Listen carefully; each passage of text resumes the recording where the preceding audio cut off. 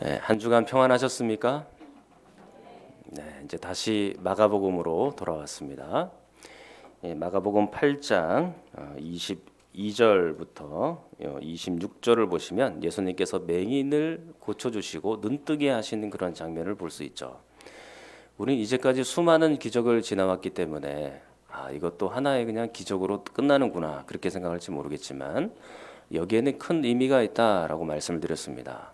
그 첫 번째 의미는 제자들이 또는 우리가 영적인 눈을 떠야 된다라는 겁니다. 이 마가복음은 3막으로 구성이 되어 있는데요. 8장 26절까지가 1막의 끝입니다. 그리고 8장 27절부터 2막이 시작되어서 10장까지 계속되고요. 11장부터 그 뒤로가 이제 3막이 되겠습니다. 그런데 이 1막의 끝부분이 오늘 지금 이 맹인이 눈을 뜨는 사건이에요. 근데 2막의 끝부분 역시 소경 바디메오가 눈을 뜨는 장면입니다. 그러면 지금 이 2막은요. 맹인이 맹인으로 시작해서 맹인으로 끝나는 겁니다. 그러니까 맹인이 눈 뜨는 장면이 각각 시작하고 끝을 맺고 있는 장면이죠. 그렇다면 마가가 의도하고 있는 바는 확실합니다. 제자들 역시 이 맹인처럼 눈을 떠야 된다라는 것입니다. 특히 영적인 눈을 떠야 하는 것이죠. 그동안의 제자들은 수없이 기적을 보여주고 수없이 가르쳐 왔었어도 여전히 깨닫지 못하고 여전히 둔한 모습을 보였었거든요. 근데 이제는 진짜 영적인 눈을 뜬 때가 된 겁니다. 자, 두 번째 의미는 예수님이 누구신지를 정확하게 알아야 된다라는 점이죠. 예수님은 맹인을 치료하실 때 두 번의 안수를 통하여 치료하십니다. 그 첫 번째 안수가 23절, 24절입니다. 예수께서 맹인의 손을 붙잡으시고 마을 밖으로 데리고 나가사 눈에 침을 뱉으시며 그에게 안수하시고 무엇이 보이느냐 물으시니 쳐다보며 이르되 사람들이 보이나이다. 나무 같은 것들이 걸어가는 것을 보나이다 하거늘. 자, 첫 번째 안수할 때 이 맹인은 정확하게 보았습니까? 그렇지 않죠. 사람들이 지나가는 것을 보는데 나무처럼 보였다라고 표현합니다. 아직은 희미한 겁니다. 근데 제자들의 상태가 바로 지금 이런 상태인 거예요. 눈이 완전히 떠지지 못하고 깨닫기는 깨닫는데 뭔가 조금 어설픈 것이죠. 희미한 겁니다. 자, 예수님이 이제 두 번째 안수를 하십니다. 25절. 이에 그 눈에 다시 안수하심에 그가 주목하여 보더니 나아서 모든 것을 밝히 보는지라고 되어 있습니다. 그러니까 두 번째 안수하였을 때 비로소 맹인은 모든 것을 밝히 보게 된 겁니다. 이것은 제자들을 향한 예수님의 소망이죠. 그들의 희미한 눈에서 벗어나서 영적인 눈을 밝히 보기를 원하는 그 예수님의 소망이 여기에 담겨 있다라는 것이고, 그것도 예수님이 누구신지를 정확하게 보기를 원하시는 소망인 것이죠. 사랑하는 여러분, 교회를 오래 다녔다고 해서 예수 그리스도를 정확하게 알 수 있는 것은 아닙니다. 그것에 대해서 깊은 관심을 가지고 또 예수님을 깊이 있게 체험하고 또 예수님을 깊이 있게 보려고 하면 수많은 몸부림과 노력이 필요한 거예요. 여러분들은 그냥 교회 생활만 하지 마시고 신앙생활을 좀 하시면서 살 수 있기를 바랍니다. 단순히 교회 마당들만 밟고 지나가는 정도가 아니고 예수님에 대한 관심이 점점 극도로 높아져야 된다는 것이죠. 자, 그런 의미에서 오늘 읽으신 본문은 예수님이 누구신지를 정확하게 우리에게 보여줍니다. 자, 맹인이 눈을 뜨는 사건, 이 두 번째 의미와 매우 지금 유사하고 또 그것과 연결이 되고 있는 것입니다. 자, 맹인이 눈을 뜨는 사건으로 1막이 종결이 되고 이제 2막이 막 시작이 되는 겁니다. 근데 1막과 2막은 분위기가 달라요. 1막에서는 주로 예수님의 기적적인 사건들이 많이 담겨 있다면 2막은 예수님의 가르침, 예수님의 교훈이 좀 더 많이 담겨 있습니다. 기적 사건은 이막에는 한두 번밖에 나오지는 않습니다. 대부분 다 교훈적인 얘기가 나오죠. 예수님이 누구신지를 정확하게 가르쳐 주시기 위하여 교훈이 월등하게 많다라고 볼 수도 있는 것이죠. 자, 오늘 본문도 예수님이 누구신지를 이 제자들에게 가르쳐 주는 것입니다. 자, 27절에 보면 이렇게 예수님이 묻습니다. 예수와 제자들이 빌립보 가이사랴 여러 마을로 나가실새 길어서 제자들에게 물어 이르시되 사람들이 나를 누구라고 하느냐? 사람들이 나를 누구라고 하느냐? 이것은 제자들을 교육하시기 위한 도입 질문이죠. 이 첫 번째 질문입니다. 자, 무리들은 예수님을 어떤 사람이라고 평가하고 있습니까? 자, 28절에 보면 나타나 있죠. 자, 28절 여러분이 한번 읽겠습니다. 시작.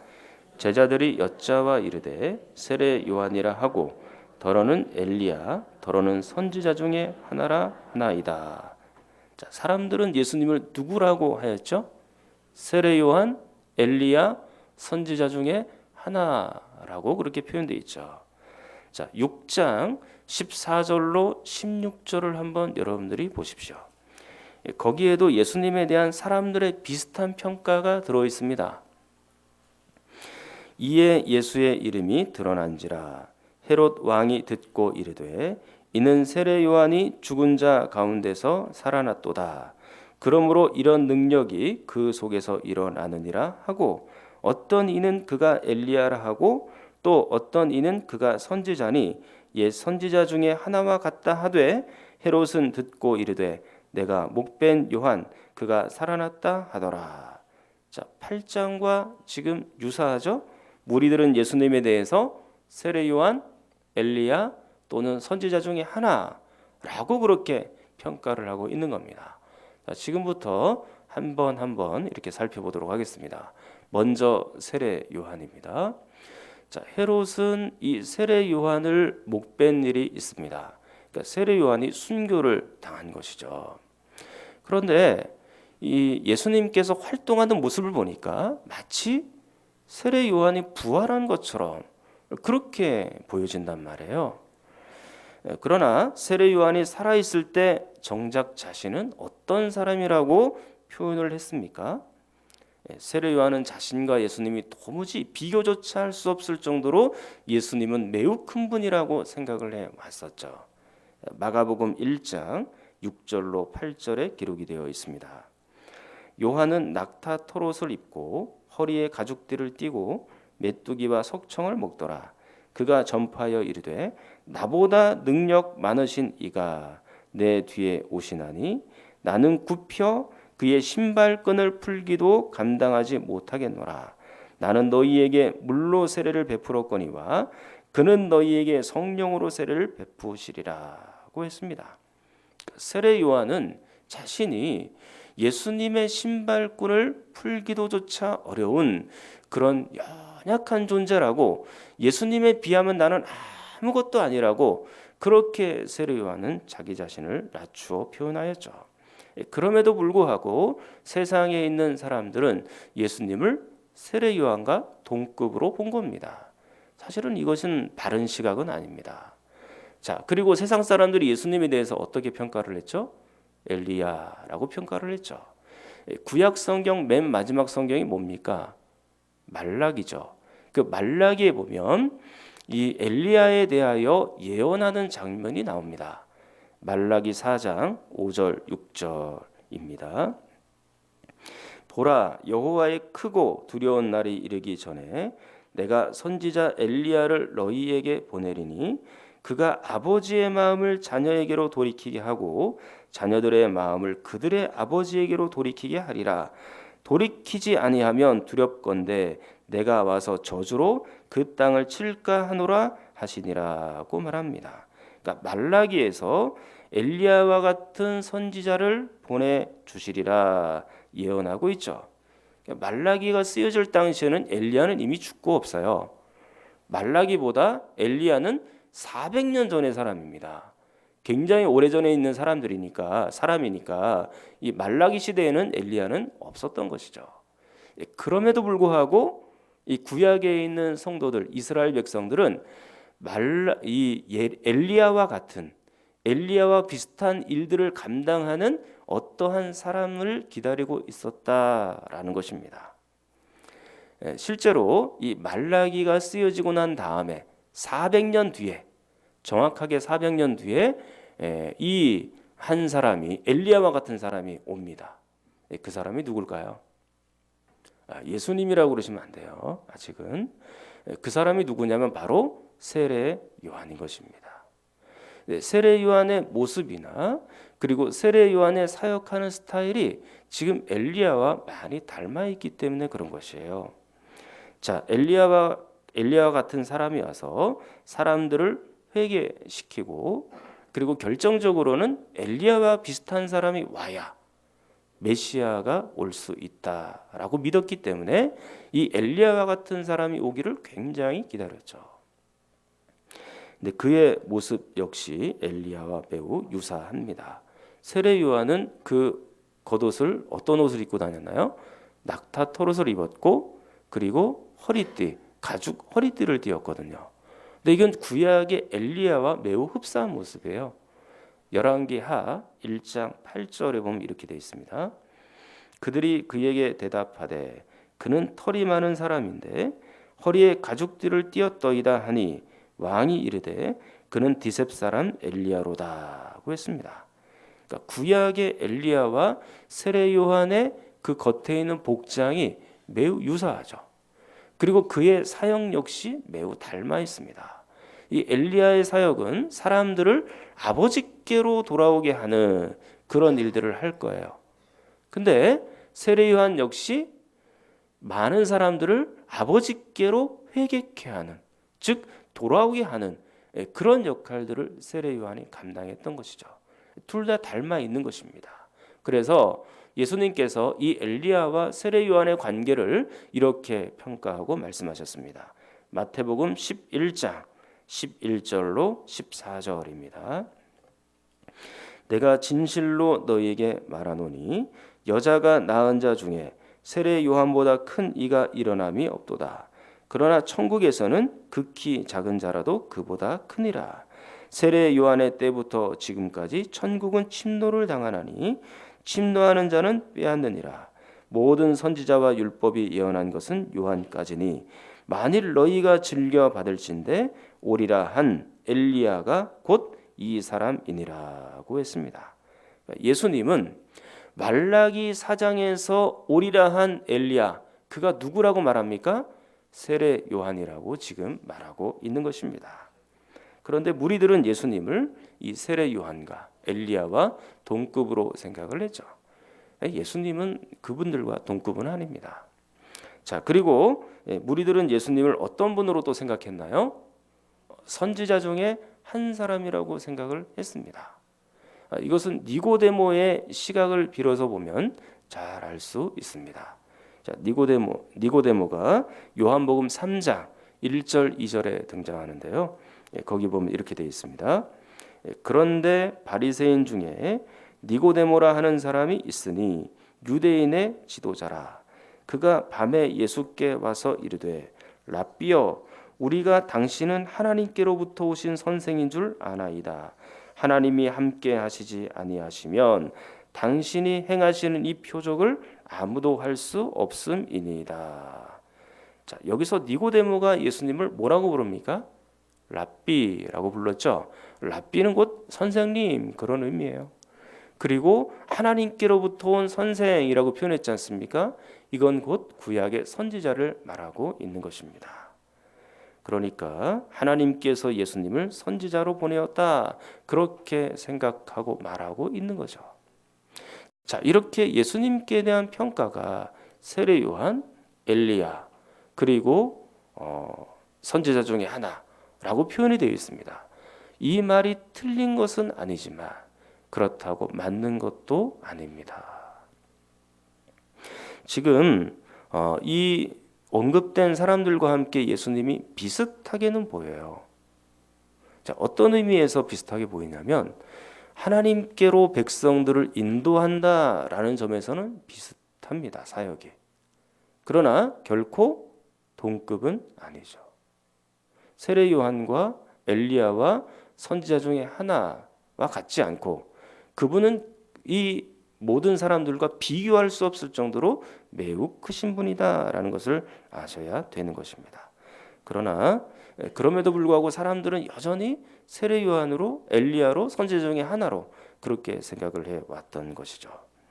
자, 사람들은 예수님을 이런 사람들과 동급으로 놓고 또 다른 메시아를 기다리고 있는 것처럼 그렇게 비춰집니다.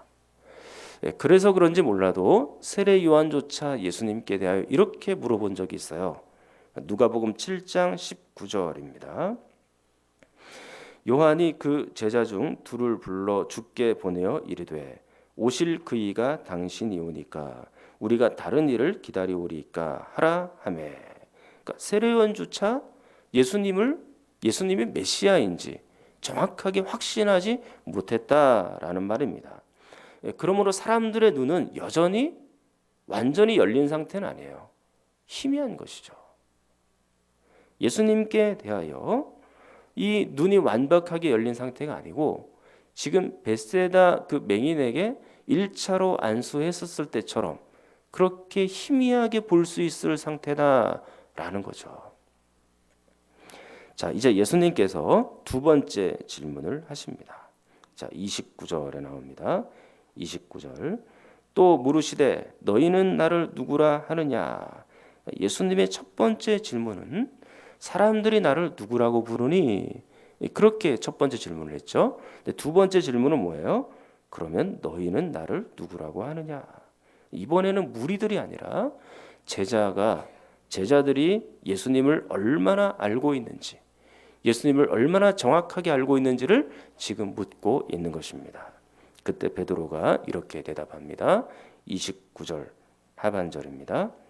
베드로가 대답하여 이르되 주는 그리스도 신이이다 하매. 주는 그리스도이십니다. 주는 그리스도이십니다. 이렇게 대답하죠.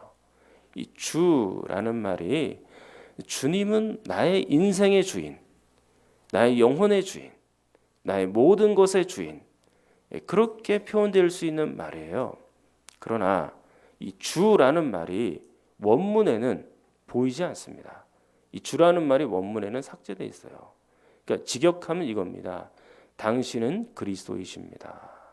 당신은 그리스도이십니다. 오직 한 단어에만 집중하고 오직 한 단어에만 초점을 맞추고 있는 거죠. 어떤 단어요? 그리스도라는 그 단어에만 초점을 맞춘 겁니다. 이 그리스도라는 말이 헬라어예요. 근데 이것을 구약의 용어인 히브리어로 번역을 하면 메시아인 것입니다. 그러니까 메시아와 그리스도는 같은 단어예요. 똑같은 단어예요. 의미가 똑같습니다. 근데 베드로가 지금 정답을 맞춘 거죠. 구약에서 그토록 기다리던 메시아, 그분이 바로 예수님이십니다. 그분이 바로 그리스도십니다. 라고 베드로가 정답을 맞춘 거예요. 역시 제자는 제자죠. 이 제자들은 많은 무리들과 조금 다르게 대답을 했어요. 많은 무리들은 그저 세례 요한, 엘리야, 선지자 중에 한 명 그렇게 대답을 했지만 그래도 예수님을 좀 더 가까이 모셨다고 베드로는 그리스도십니다 라는 말들로 고백을 해요. 그러면 이 베드로와 제자들의 눈이 활짝 열린 것일까요? 그렇지는 않습니다. 다음 주에도 보시겠지만 그 뒤에 그 베드로의 말과 그의 행동을 보았을 때 그는 역시 평범한 유대인들처럼 예수님에 대한 잘못된 메시아관 그리고 잘못된 그리스도관을 가지고 있었다라는 것입니다. 눈이 아직 활짝 열린 상태는 아닌 거예요. 무리들보다는 조금 나을지는 모르겠지만 여전히 예수님에 대한 오해를 가지고 있었고 또 메시아라고 입으로 고백은 했지만 실제로 그의 삶에서는 그의 영혼에서는 잘못된 왜곡된 메시아관을 가지고 있었던 것입니다. 자, 아무튼 예수님은 구약에서 설명하고 있는 그 메시아이죠. 자, 그 메시아, 그 예수 그리스도, 그분은 도대체 어떤 일을 하시는 분일까요? 예수님이 직접 하신 말씀을 통하여 우리는 그것을 확인해 볼 수 있습니다. 제가 한번 소개해 드리긴 했는데 누가복음 7장 19절 한 번 더 읽을게요. 요한이 그 제자 중 둘을 불러 주께 보내어 이르되 오실 그이가 당신이오니까 우리가 다른 이를 기다리오리까 하라 하매, 이 질문은 예수님이 구약의 메시아입니까? 신약의 그리스도입니까? 그렇게 묻고 있는 것이죠. 그때 예수님께서 어떻게 대답하시냐? 7장 21절로 22절입니다. 자, 7장 21절, 22절 여러분이 한번 읽겠습니다. 시작.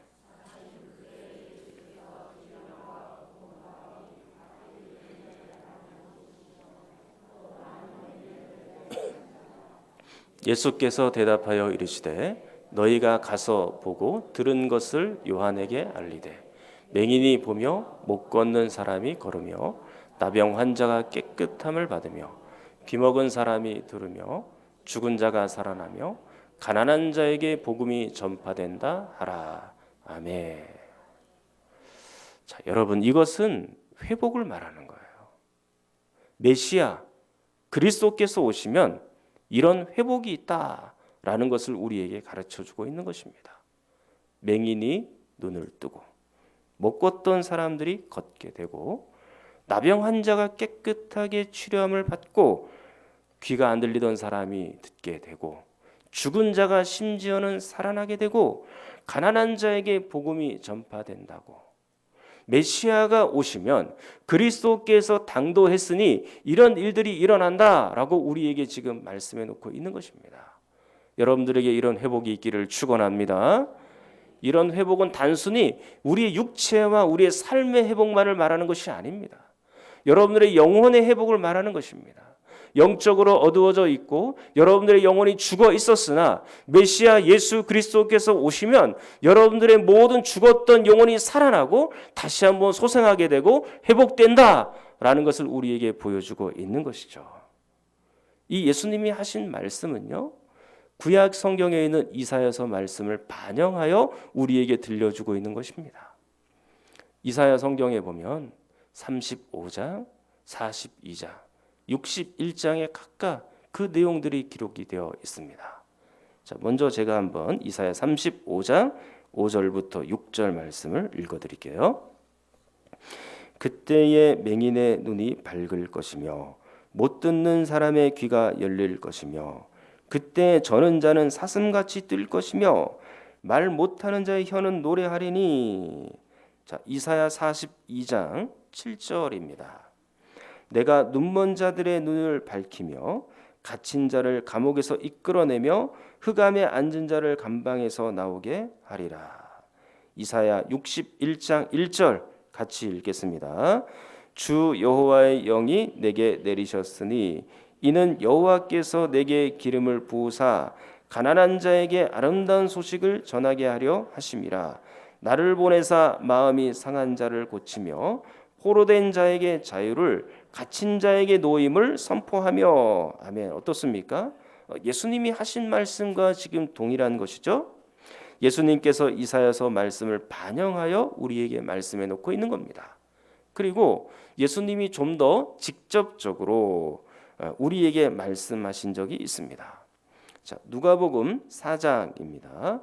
누가복음 4장 16절로 21절 사이에 보면 이렇게 되어 있습니다.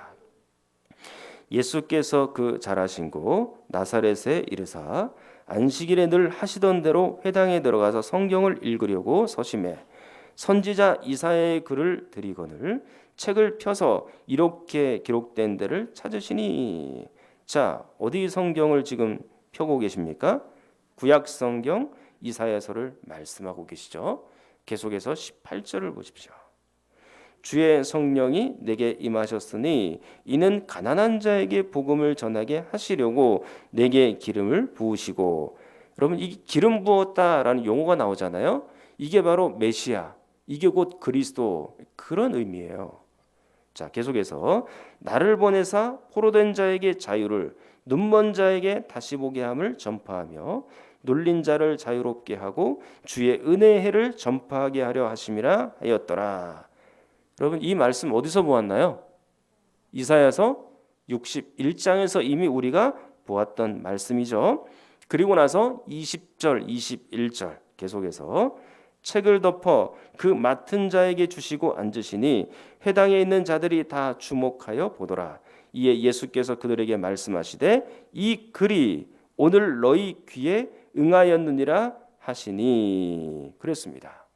이 이사야서 61장의 말씀이 오늘 너희에게 응하였다라고 말씀하고 있는 것이죠. 그러니까 다시 말씀을 드리면 이사야서 61장에 말씀되어 있는 그 메시아에 대한 예언이 지금 곧 그리스도를 통하여 성취되고 있다라고 우리에게 지금 말씀해 놓고 있는 거예요. 이사야서 61장은 메시아를 설명하는 장입니다. 그 메시아, 그 예수께서 오셔서 그리스도께서, 그 예수께서, 그 메시아께서 이 모든 회복을 너희에게 보여주시리라 그렇게 말씀하고 있는 것입니다. 예수님은 메시아입니다. 예수님은 그리스도입니다. 그분이 오셔서 여러분의 죽었던 영혼을 회복하는 유일한 분이다. 메시아다. 그리스도다. 그분이 바로 예수님이다. 그렇게 우리에게 지금 설명해 놓고 있는 것입니다. 사랑하는 성도 여러분, 그러면 여러분에게 한번 묻겠습니다. 여러분들은 예수님을 누구라고 표현하십니까? 어떤 고백을 하시겠습니까? 그저 오늘 성경에 나와 있는 것처럼 세례 요한, 엘리야, 선지자 중에 한 명, 또는 세계 4대 성인 중에 한 명, 또 세상의 위대한 선생 중에 하나, 그렇게 표현하시겠습니까? 아닙니다. 예수님은 메시아이시고 예수님은 그리스도이십니다. 사람들은 아무리 위대한 선생이라 할지라도 사람이란 존재는 그들의 영혼을 살려낼 수가 없어요. 그 죽었던 영혼을 다시 살릴 수가 없다는 말입니다. 그러나 오직 예수 그리스도, 그 메시아 되신 예수 그리스도만이 우리를 온전히 살릴 수 있는 것이죠. 저는 그 예수 그리스도를 여러분들 영혼의 메시아로, 그리스도로 깊이 받아들일 수 있기를 축원합니다. 우리 한번 통성으로 기도하겠습니다. 하나님 아버지, 우리가 예수님을 내 영혼과 인생의 메시아로 그리스도로 영접합니다. 예수님이 우리 가운데 오시면 우리는 온전한 회복이 있고 영적인 눈이 띄어지고 우리의 죽었던 영혼이 살게 됩니다. 아직까지 예수님을 제대로 믿지 못한 분들이 있다면 오늘 이 시간 그리스도로 영접하게 하시고 이미 믿는 분들은 그 예수님에 대한 믿음이 강화되는 시간이 되게 하여 주시옵소서. 우리 성경자 하나님과 몸이 아픈 분들을 위해서도 함께 기도합니다.